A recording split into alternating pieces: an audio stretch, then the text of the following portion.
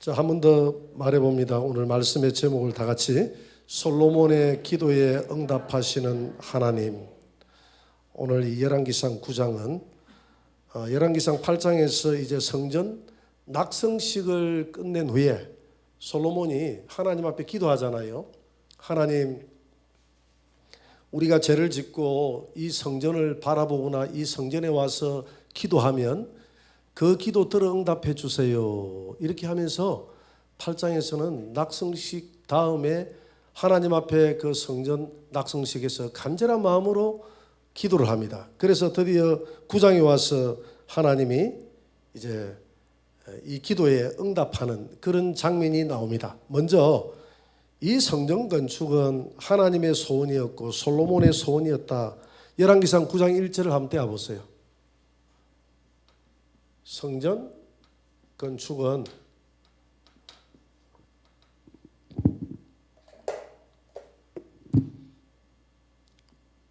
솔로몬의 소원이었고 동시에 하나님의 소원이었다. 같이 한번 읽어봅니다. 시작. 솔로몬이 여호와의 성전과 왕궁 건축하기를 마치며 자기가 이루기를 원하던 모든 것을 마친 때에, 그래서 우리가 여기 잘못하면 우리가 오해할 수가 있어요.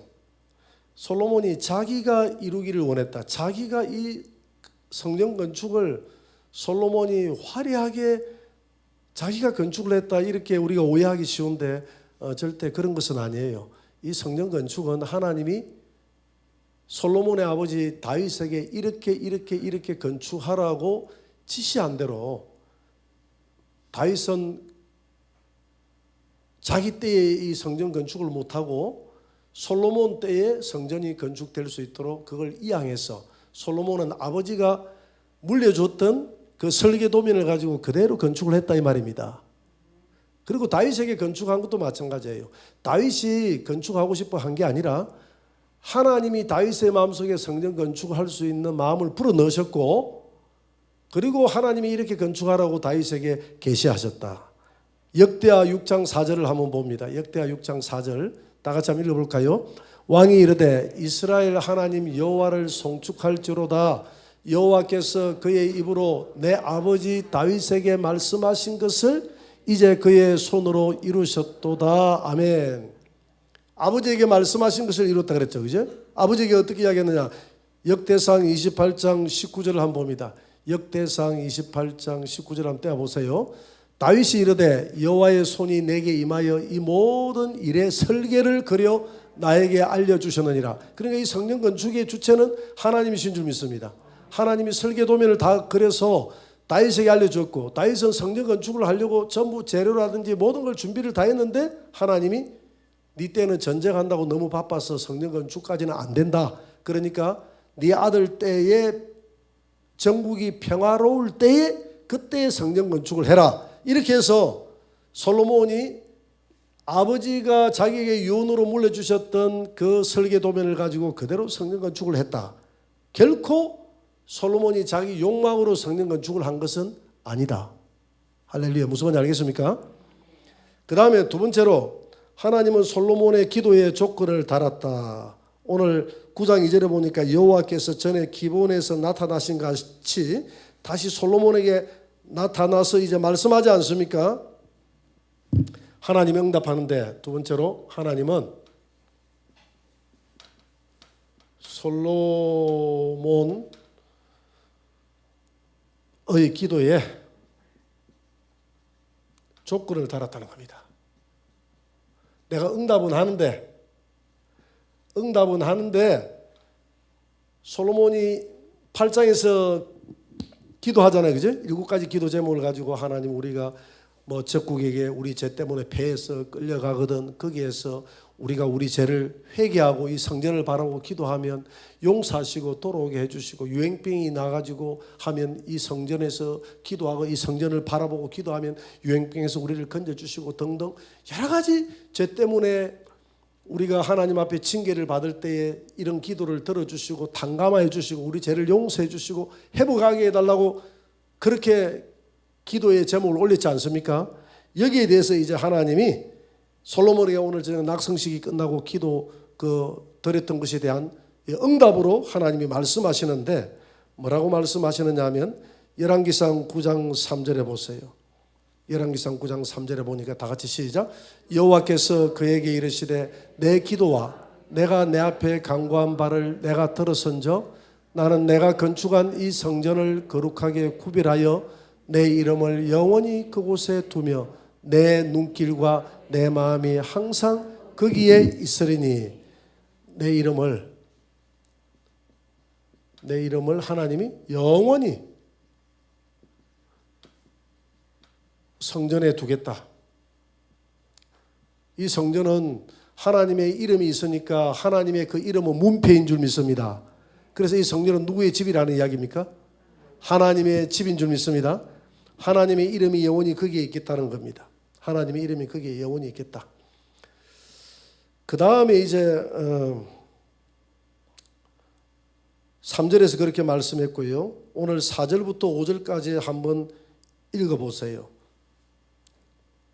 4절부터 5절까지 다 같이 시작. 내가 만일 내 아버지 다윗의 행함같이 마음을 온전히 하고 바르게 하여 내 앞에서 행하며 내가 내게 명령한 대로 온갖 일을 순종하여 내 법도와 율례를 지키면 5절 내가 내 아버지 다윗에게 말하기를 이스라엘의 왕위에 오를 사람이 내게서 끊어지지 아니하리라 한대로 내 이스라엘의 왕위를 영원히 견고하게 하려니와.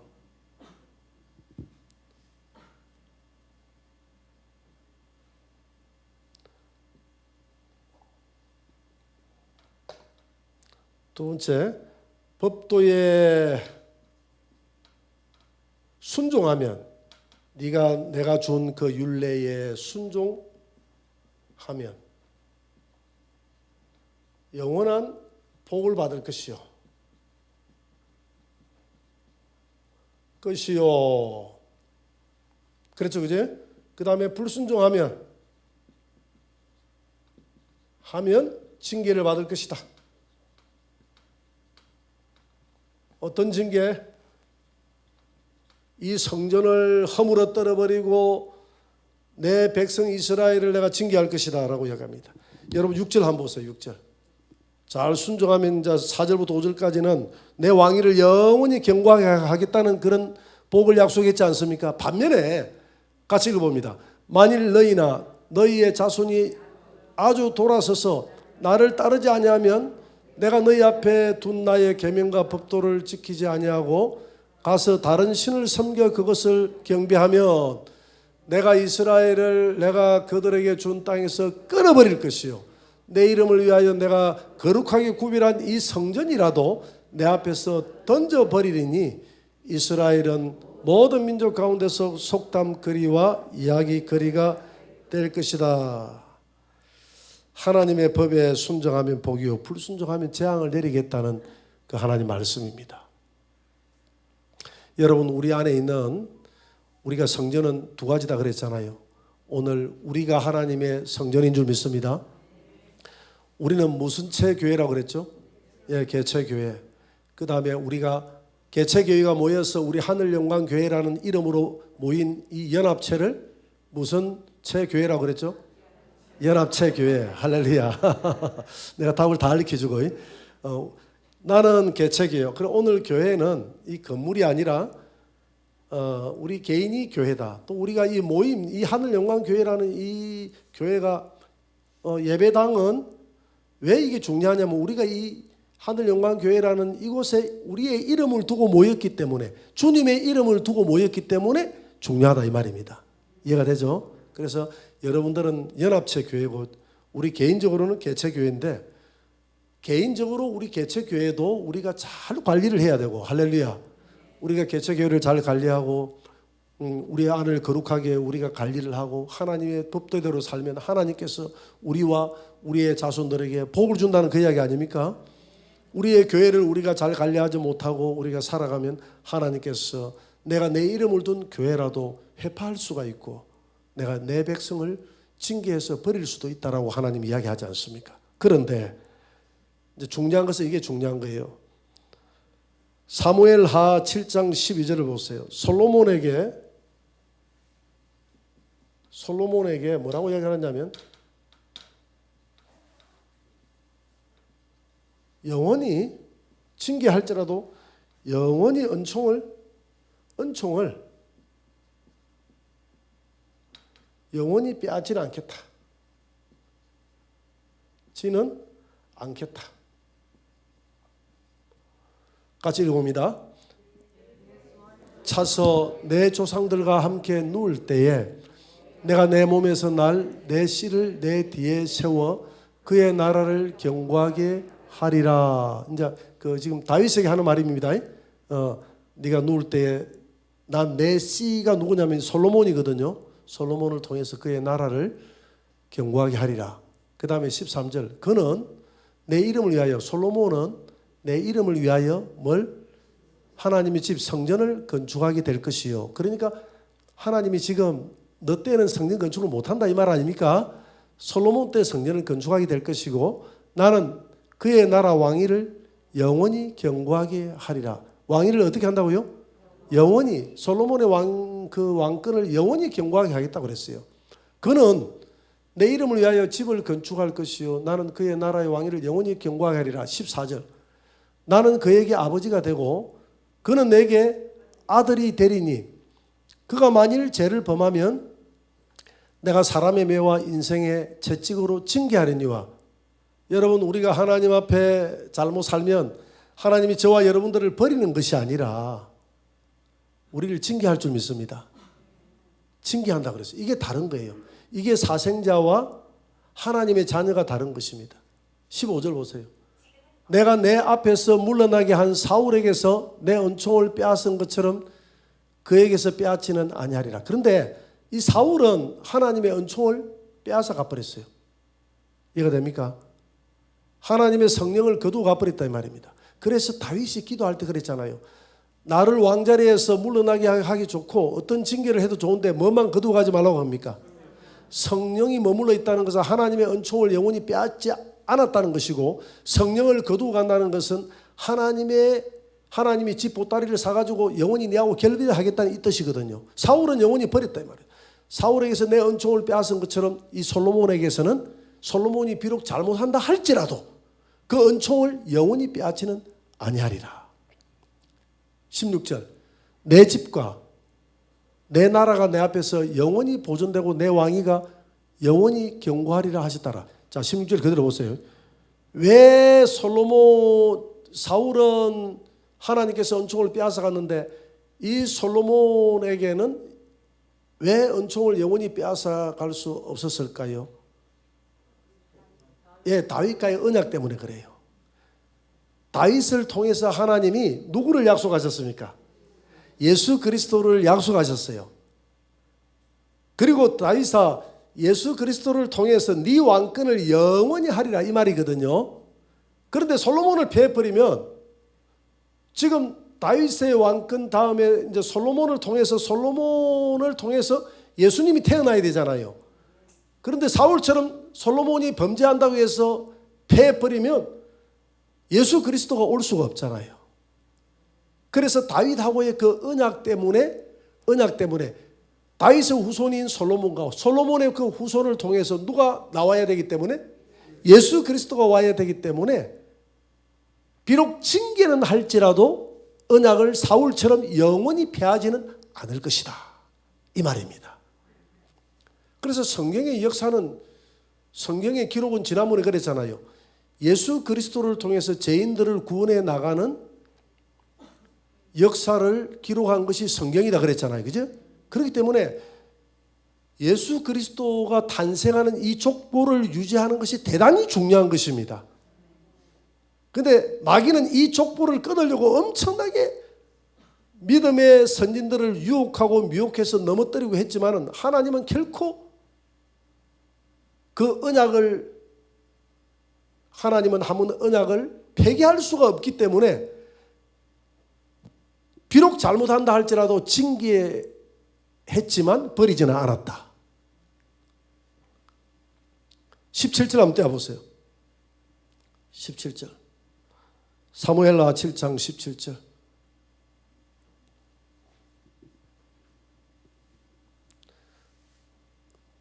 나단이 이 모든 말씀들과 이 모든 계시대로 다윗에게 말하니라. 그러니까 지금 나단 선지자가 지금 다윗에게 예언하는 것인데, 그죠? 이 모든 계시가 누구로부터 온 것입니까? 하나님.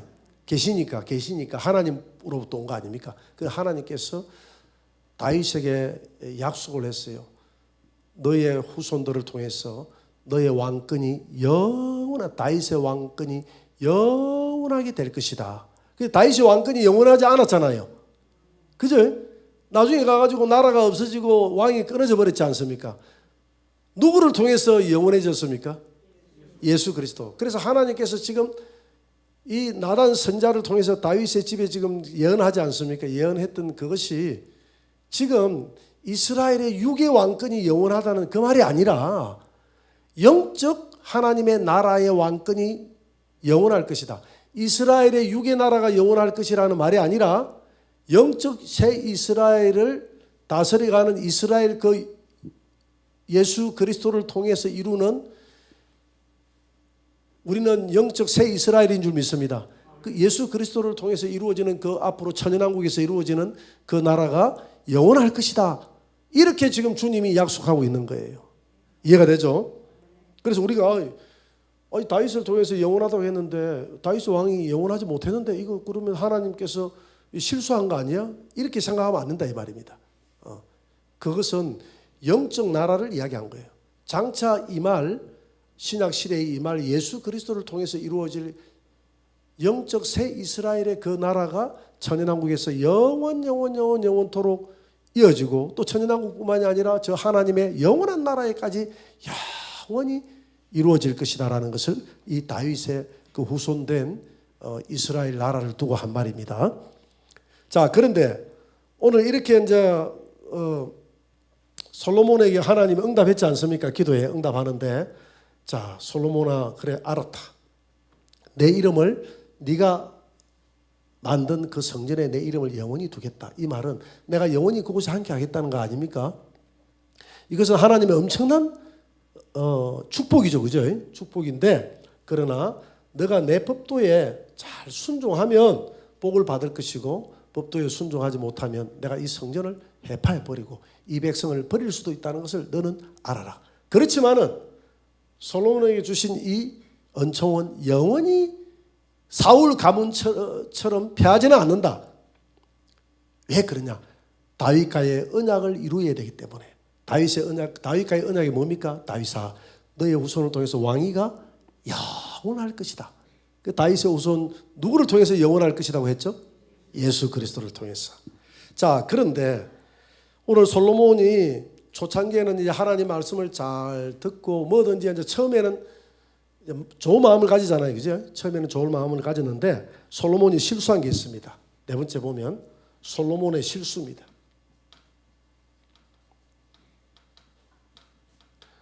좋은 말로 실수고 나쁜 말로는 솔로몬의 죄죠. 자, 솔로몬은 첫째, 솔로몬의 실수가 뭐였느냐면 애굽을 의지했다는 겁니다. 솔로몬이 하나님을 온전히 의지하지 않고 애굽을 의지했다는 거예요. 열왕기상 9장 오늘 16절 한번 보세요. 9장 16절에 보니까, 자, 이제 10절까지는 솔로몬이, 여러분들 보세요. 10절에 보니까 솔로몬이 몇 년 만에 왕궁과 성전을 건축했다 그랬죠? 20년 만에 건축 다 마쳤다 그랬죠? 건축 다 마치고 난 다음에 이 건축을 할 때 가장 솔로몬에게 도움을 줬던 왕이 어느 나라 왕입니까? 두로와? 예, 시돈의 왕이었던 히람 왕이죠, 그죠? 두로 왕 히람. 뭘 갖다 줬습니까? 백향모, 잣나무, 검 이런 걸 제공했어요. 무려 20년 동안을 이렇게 제공을 했다 이 말입니다. 하나님의 은혜를 줘가지고 이 히람, 이 두로 왕이 다윗하고 굉장히 친해가지고 다윗을 참 잘 봐가지고 이 아들, 또 아들 보니까 지혜롭고 하니까 그냥 하고자 하는 일을 몽땅 도와줬어요. 도와줬는데 이제 솔로몬은 이 나라에 도와줄 게 있어요, 없어요? 도와줄 게 없으니까, 그러니까 이제 무조건 20년 동안 도와줬으니까 그냥 공짜로 도와주는 건 아니잖아요. 처음에는 식량을 좀 도와주다가 그것 가지고 안 되죠. 택도 안 되죠. 얼마나 뭐 잣나무, 백향목, 검부터 해가지고 그 나라의 모든 역군들이 일꾼들이 20년 동안을 그 나라가 이 솔로몬이 성전하고 왕궁 짓는데 다 도와줬다 해도요. 그러니까 이제 솔로몬이 뭘 줍니까? 땅을 주는 거. 땅을 솔로몬이 자기 나라 성읍들을 주는 거예요. 그렇죠? 성읍 11절 보면 몇 개를 줬다 그랬어요. 갈릴리 땅의 성읍 20곳을 줬다 그랬어요. 그죠? 히람에게 20곳을 줬습니다. 그러니까 히람이 이걸 보고 만족했다고 했습니까? 불만족했다고 그랬습니다. 12절에 보세요. 히람이 두로에서 와서 솔로몬이 자기에게 준 성읍들을 보고 눈에 들지 아니하여 13절에 이르기를 내 형제여 내게 준 이 성읍들이 이러한가. 아, 참 성읍들 보니까 성읍 행편없네. 별로 쓸모도 없는 거 주네. 이러한가 했더니 이 성읍 이름이 오늘 이름이 뭡니까? 가불 땅. 꼭 가불에 져가지고 준 땅 같은 그런 우리나라 말하고 느낌이 든다 그죠? 별로 뭐 니 나한테 가불해가지고 빌려준 거가 뭐고 이 땅이 왜 이래. 근데 갈릴리 일대를 줬는데 그때 당시에 일대가 별로 별로 그 솔로몬이 생각할 때 별로 이 땅은 별로 보기에 농사가 잘 되는 땅도 아니고 가치가 없다라고 생각해서 줬는데 역시 히람의 눈에 안 차서 아이고 내 형제여 20년간 내가 봉사해 준 대가가 이거밖에 없나 이리 생각했어요.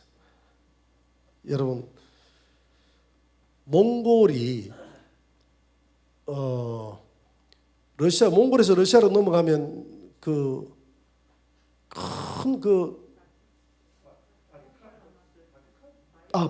바티칸 호수가 아니라 바이칼 호수.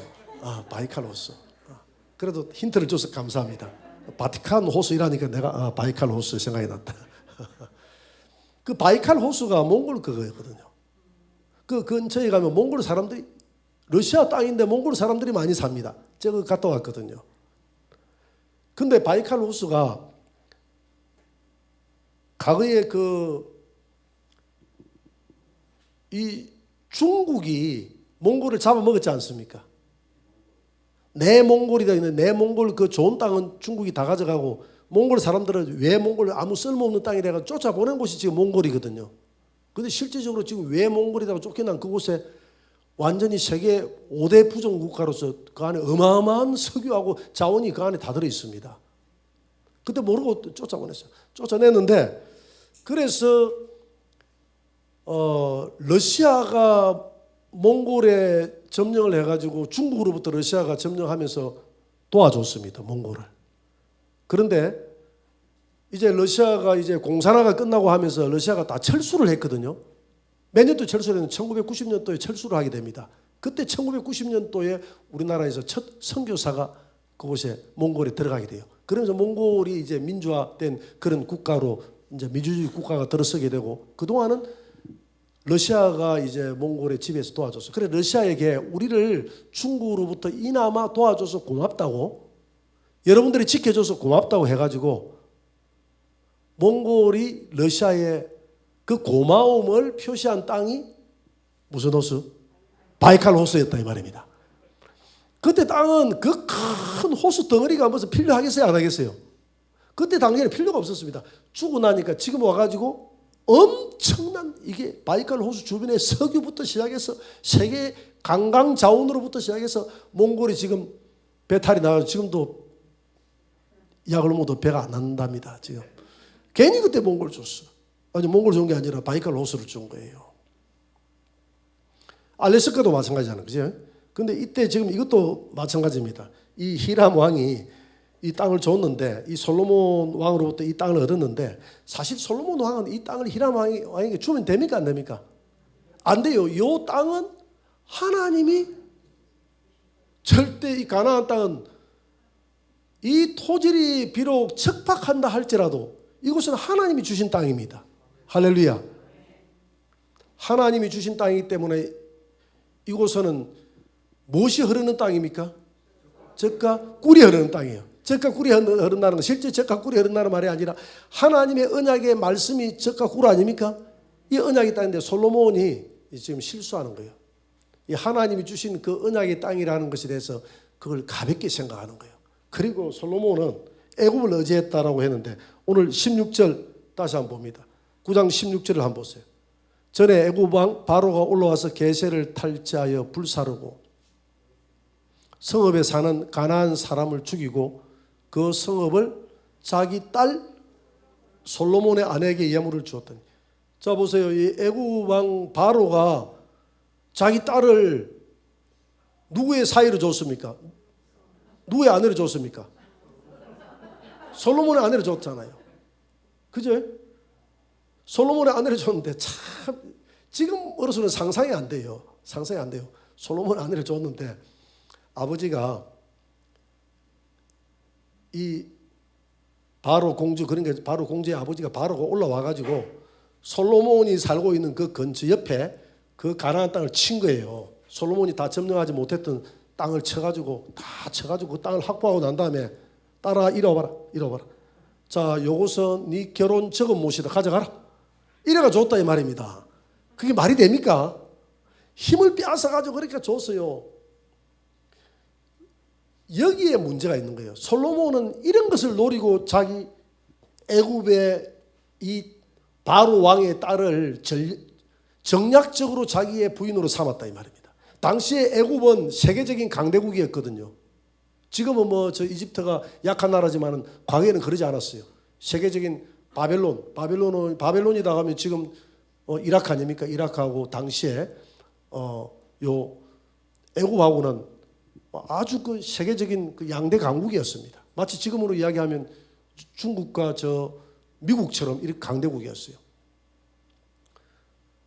그래서 솔로몬은 애굽의 공주를 정략적으로 데려왔는데, 애굽의 공주를 딱 자기의 부인으로 딱 데려다 놓으면 옆에 있는 작은 나라들이 깔짝깔짝 하겠습니까? 못하겠습니까? 못하겠죠. 왜? 애굽이 뒤에서 우리 장인어른이 애굽이다. 너희들 까불지 마. 이래 안 되겠어요? 지금 그런 걸 노리고 솔로몬이 애굽의 왕비를 데리고 왔다 이 말입니다. 솔로몬이 이거 머리를 요건 하나님 앞에 지혜를 달라고 하기 전에 데리고 온 거예요. 벌써 솔로몬은 하나님의 지혜 받기 전에도 꽤가 많았던 사람이에요. 세상 지혜가 많았던 사람이에요. 이해가 되죠? 요거는요, 기도원에서 여러분 3장에 보세요. 3장. 열왕기상 3장 한번 보세요. 열왕기상 3장 1절 한번 보세요. 3장 1절에서 솔로몬이 애굽 왕 바로와 더불어 혼인관계 맺었다 그랬죠. 그래서 다윗성에 데려다가 두고 왕궁과 여호와의 성전 건축이 끝날 때까지 기다렸다 그랬죠. 그래 안 그래요? 그리고 난 다음에 이제 솔로몬이 3장 5절에 그죠? 기본에 밤에 그죠? 1천 먼저 드리고 난 다음에 밤에 여호와께서 나타나 가지고 3장 11절에 보니까 분별하는 뭘 달라고 구했습니까? 지혜를 구했다. 그러니까 하나님께 지혜를 주고 내가 지혜뿐만이 아니라 부귀도 네한테 부귀와 영화도 주겠다고 13절 이야기했지 않습니까? 그러니까 지금 산당 제사 드리고 지혜와 부귀 영화를 하나님이 주겠다 하기 전에 벌써 솔로몬은 왕위에 등극하자마자 애굽 바로 왕과 3장 1절에서 혼인을 했다 이 말입니다. 그래서 솔로몬은 하나님 앞에 지혜 받기 전에도 세상적으로 지혜가 많은 사람이었어요. 그리고 세상 지혜는 하나님이 미련하게 만들어버리는 줄 믿으시기 바랍니다. 세상 깨를 너무 많이 부리면 자기 깨에 넘어가요. 하만처럼. 하만이 깨가 많았잖아요. 솔로몬이 이게 완전 큰 실수였어. 솔로몬이 이 바로의 애굽 왕을 의지해가지고 여기 혼인했던 이것이 나중에 큰 화건이 됩니다. 열왕기상 9장 24절 한번 보세요. 9장 24절. 열왕기상 9장 24절. 9장 16절에는 앉아 애굽 왕 바로가 와가지고 가나안 사람들을 죽이고 솔로몬 왕의 아내에게 예물을 또 줬는데 9장 24절 다 같이 바로의 딸이 다윗 성에서부터 올라와 솔로몬이 그를 위하여 건축한 궁에 이를 때에 솔로몬이 밀로를 건축하였더라. 이제 앉아 이 바로의 딸이 바로의 딸이 초라한 데 있다가 이제 왕궁이 건설되고 나니까 바로의 딸을 위해서 솔로몬 그 왕궁 안에 따로 왕궁을 하나 건축을 해줬다 이 말입니다. 특별하게 바로의 딸을 위해서 특별하게 그 많은 그 첩과 많은 왕비들이 있었지만 그 왕비들은 다 하나하나 다 집을 지어줄 수 없잖아요. 1000명이나 되는데 어떻게 집을 다 지어주겠습니까? 그 집을 1000개는 어떻게 다 지어? 그러니까 뭐 대충 지어가 이 방 하나 네 거, 방 하나 네 거 이렇게 줬는데 바로 왕의 아내에게는 특별하게 왕궁을 하나 지어준 이유가 바로 왕이 뭐가 세기 때문에, 힘이 세기 때문에. 자기 장인에게 잘못 보였다가 장인어른 칼 들고 와가지고 네 죽을래 살래 이렇게 하면 큰일 나잖아요. 그래서 자기 바로 왕의 딸을 특별히 보관을 해줬는데 이게 나중에 문제가 됩니다. 바로의 땅을 위해서 딸을 위해 궁전을 건축했다. 바로의 딸을 위해 궁전 건축.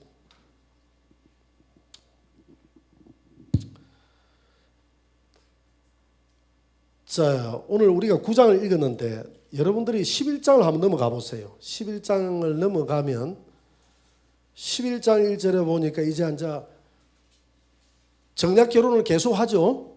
솔로몬 왕이 바로의 딸 외에 이방의 많은 여인들을 사랑하였으니 모압, 암몬, 에돔, 시돈, 헷 여인. 그런데 2절 하반절에 보니까 이들이 하나님께서 솔로몬에게 일찍이 나타나서 그들과 통혼하지 말라, 통혼하지 말라, 통혼하지 말라 계속 꿈에서 나타나가지고 징계를 줬음에도 불구하고 선지자들을 통해서 징계를 줬음에도 불구하고 솔로몬이 마음을 돌리지 않고 계속 이렇게 많은 여왕들을 둔 이유가 솔로몬이 자기 나라의 평화를 위해서 이렇게 했다 이 말입니다. 이해가 됩니까? 그렇게 해가지고 11장 3절에 보니까 왕은 후궁이 몇 명이고 700이나 되고 첩이 300명이나 되고 그의 여인들이 왕의 마음을 돌아서게 하였더라. 4절 보세요. 솔로몬의 나이가 많을 때에 그의 여인들이 그의 마음을 돌려 다른 신들을 따르게 하였으므로. 그러니까 한번 물고가 누구로부터 터졌습니까? 애굽의 바로 왕의 공주로부터 이방인을 들여가지고 터지기 시작하니까 계속 터지는 것, 계속 이제 그 이방 여인들을 데리고 오는 거예요. 하나님이 경고를 주거든요. 솔로몬아, 통혼하지 말라, 통혼하지 말라. 하나님은 외국 여자하고 결혼하는 것을 잘못됐다고 지금 하지 말라는 게 아니에요. 이걸 자꾸 우리가 오해하면 안 되는데, 오해해가지고 뭐 국제 결혼하는 것을 하나님이 하지 말라 했다 그런 뜻이 아니에요. 국제 결혼을 하나님 하지 말라는 게 아니라 지금 하나님을 믿는 백성이 하나님을 믿지 않는 여자가 뭘 가지고 옵니까?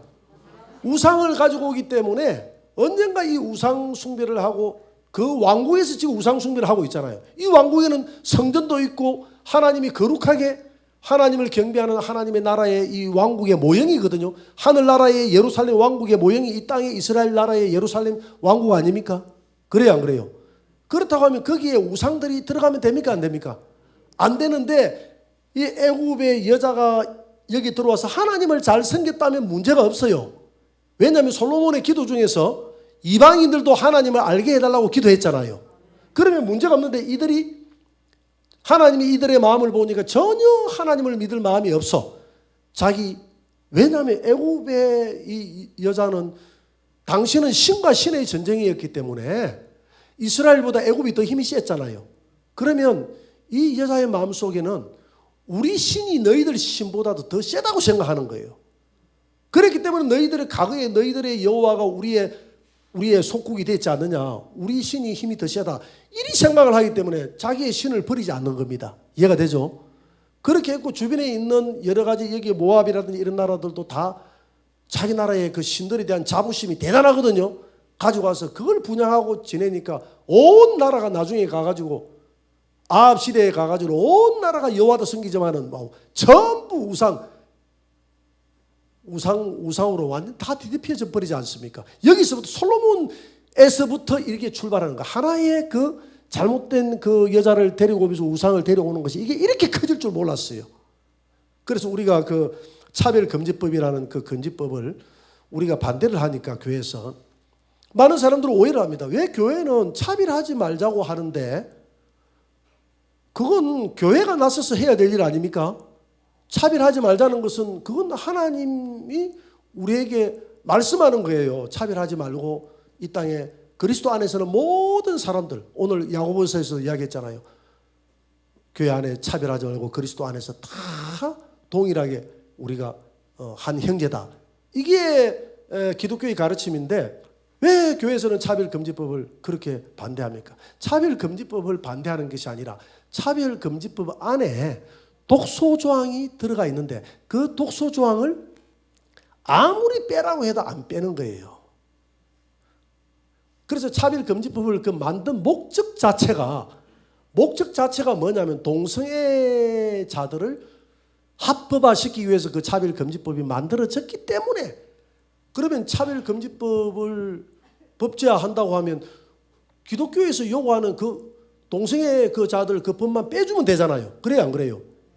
빼고 난 다음에 통과를 시킨다고 하면 기독교에서도 얼마든지 협조할 용의가 있다고 이렇게 이야기를 해도 절대 그거 빼면 차별금지법의 의미가 없어진대. 그러니까 이제 그 목적을 알겠죠. 왜냐하면 다른 뭐 외국인들 차별하지 말라, 장애인들 차별하지 이렇게 다 들어가 있거든요. 그래서 포괄적 차별금지법이거든. 차별금지법인데 이미 그런 것들은 다 법이 제정되어 있습니까? 안 되어 있습니까? 지금 차별금지법, 포괄적 차별금지법 제정 안 해도요. 외국인들 잘못 그 억압하거나 해가지고 고발하게 되면 지금 우리나라 그 저 기업주들이 엄청 지금 그 처벌받게 돼 있어요. 이미 다 보호법안이 만들어졌습니까? 안 만들어졌습니까? 다 만들어져 있습니다. 그렇죠. 잘 만들어졌죠. 세계에서 그런 잘 안 해. 제일 잘 만들어져 있는데 구태여 왜 또 포괄적 차별금지 다 돼 있는데 또 왜 또 만들었냐 이 말이죠. 왜 만들어가지고 또 하려고 하느냐. 그래서 우리 기독교계에서 요구하는 그 말이거든요. 왜 다 돼 있는데 왜 만들었냐. 그래 좋다. 다 돼 있어서 또 만들어도 또 좋다. 좋은데 이 하나만 빼라. 기름표 교수님이 국회의원들을 찾아 이거 하나만 좀 빼다오. 뭐 동성애 법만 빼다오. 이것만 빼면 우리 반대 안 할게. 안 빼는 거예요. 절대 안 빼는 거예요. 그러니까 뭡니까? 여러분 사과 박스가 여기 사과가 여기 100개가 들어있다 생각합시다. 예? 100개가 들어있는데 99개는 다 좋은 거예요. 차별금지법이 나쁜 게 아니에요. 다 좋은 거예요. 우리가 그걸 반대하는 게 아니에요. 잘 알아야 돼요. 우리 성도들이. 한 개 썩어 있는 요거 빼내라는 겁니다. 이거 안 빼내고 놔놓으면 99개 다 썩어버리는 거다. 이거 빼내라. 이것만 빼내면 우리가 찬성할게. 이거 안 빼는 거예요. 이해가 됩니까? 오늘 마찬가지지 않습니까? 하나님 솔로몬에게 애굽의 여자 데려오지 마라. 애굽의 공주. 네 다른 거는 다 하는데 이 애굽의 공주 데리고 오면 문제된다. 또 모압의 공주 데리고 오려고 하니까 모압의 공주 오늘 11장에 그러자 하나님이 나타나서 통혼하지 말라. 그 여자 데리고 오지 마라. 데리고 오지 마라. 큰일 난다. 하나님 필요 없어요. 데려와. 또 암몬의 공주 또 하나님 필요 없어요. 데리고 오고. 왜냐하면 이들이 데려와서 이거 아무것도 아니잖아요. 이 여자 하나가 무슨 영향력을 미치겠어? 이 많은 나라 중에서 공주 한 명 데려왔는데 그게 아니다 해도 이 한 여자가 들어와가지고 온 나라를 뒤집어 이 썩은 사과 하나가 온 사과 박스를 다 썩어버리게 만들듯이 이 공주 하나가 다 썩어버리게 만들고 이 나라의 차별금지법의 동성애법 하나가 통과돼버리면 그 다음에는요 동성애법 하나가 통과돼버리면 나중에 수관법도 통과될 거예요. 수관도 용서가 되고 모든 성적 지향이라는 게 우리가 한 50여 가지의 성이 있거든요. 그 기준이 없어요. 기준이. 그러면 이 땅은 완전히 타락해버립니다. 이해가 됩니까? 하나가 물꼬가 터져버리면 우리 인간 세상은 하나의 물꼬가 터져버리면 다 터져버려요. 하나가 용서해요. 그 천주교가 처음에 들어올 때 제사제도 팍 그냥 대원군 시대 때 목치고 하니까 저 로마 교황청에서 아이고 이제 그거는 특별한 한국만의 그 풍습이니까 그냥 제사 지내도록 해라. 그 허용했잖아요. 제사 허용하고 또 뭐 술 담배 때문에 또 뭐 이렇게 못 돌아온다 하니까 아이고 그 술 담배도 그게 뭐 그 중요한 허용해라. 이러니까 그 한두 가지가 허용돼 버리니까 모든 것이 다 허용이 돼 버려. 그러니까 겉은 종교의 탈을 썼는데 안에 들어가면 변화가 없어요. 하나를 허용해 주기 시작하면 2개, 3개, 4개, 5개 전부 다 허용해 줘야 되는 거예요. 이해가 됩니까? 그래서 하나님 앞에 이렇게 했고, 이제 마지막으로 보면 여러분들이 열왕기상 9장 19절부터 22절까지 보세요. 9장 오늘 19절부터 22절까지도 보면 이 역군을 삼았는데, 솔로몬이 20년 동안 그 공사하고 끝낸 게 아닙니다. 솔로몬 제위 40년 동안요, 제위하면서 평생 공사만 하다가 다 끝났어. 토목 공사만 하다가. 또 다른 것도 막 공사를 하잖아요. 19절부터 보세요. 공사를 하는데 막 국고성을 공사하고 이제 병거 성들을 만들잖아요. 만드는데 누구를 들었습니까? 20절 보세요. 20절. 아모리 사람, 헷 사람, 버리스 사람, 여부스 사람, 이 사람들 다 그 가나안 땅에 하나님이 다 7 족속을 죽이라 했잖아요. 그건 죽이지 않았어요. 죽이지 않고 다 나중에 이 사람들 종으로 활용해 먹는 거예요. 공짜로. 노예로 활용해 먹는 거야. 사울이 그랬잖아요. 사울이 전리품들 다 죽이려 했는데 하나님이 다 죽이라고 하니까, 사무엘을 통해 다 죽이시오 하니까 얘 죽이겠습니다. 가만 보니까 소, 염소, 양 보니까 탐이 나거든. 그러니까 다 죽이는 신용만 해가지고 병들고 약한 것들만 다 죽이고 전부 다 살찐 소라든지 이런 거 다 매놨어. 그러니까 사무엘이 와가지고 왜 저 안 죽였습니까 하니까, 저거 하나님 앞에 제사 드리려고, 이렇게 핑계대잖아요. 지금 이스라엘 백성들이 하나님이 다 죽이라 했는데 영향이 없어 안 죽인 것이 아니라 그냥 하나님 말씀 어기고 타협한 겁니다. 타협. 이해가 됩니까? 그래가지고 그 사람들 나중에 다 활용하다가 나중에 솔로몬은 보세요. 이스라엘 나라는 왜 그들을 죽이라 했느냐 하면 그 나라가 다 우상 섬기고 있었잖아요.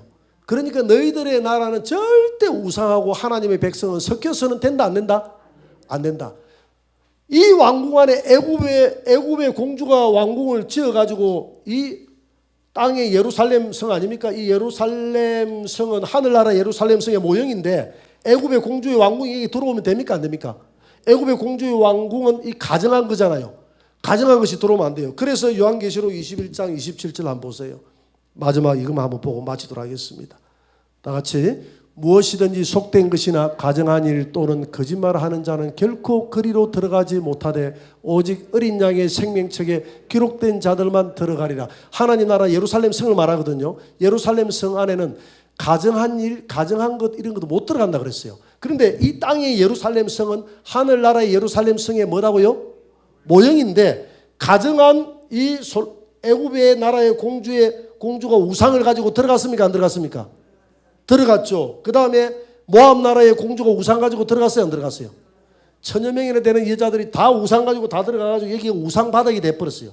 그러니까 하나님께서 이 성을